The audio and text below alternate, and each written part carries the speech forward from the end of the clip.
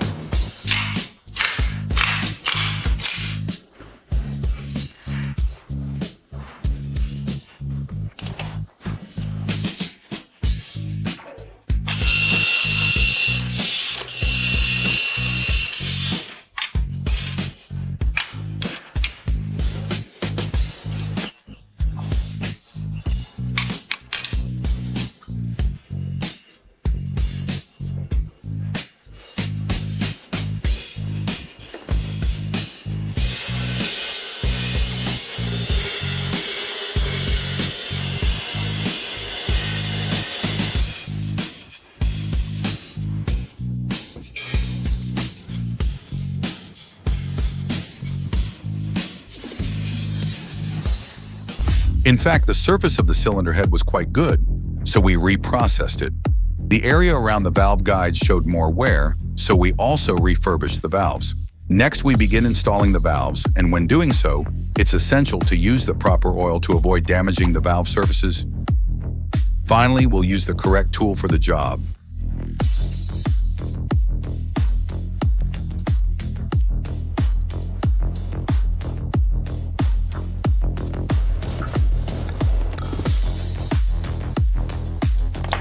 Next, we begin installing the intake valves. The ones marked with 5 dots are the intake valves, while the ones with 3 dots are the exhaust valves. Additionally, the exhaust valves are slightly higher than the intake valves in terms of height.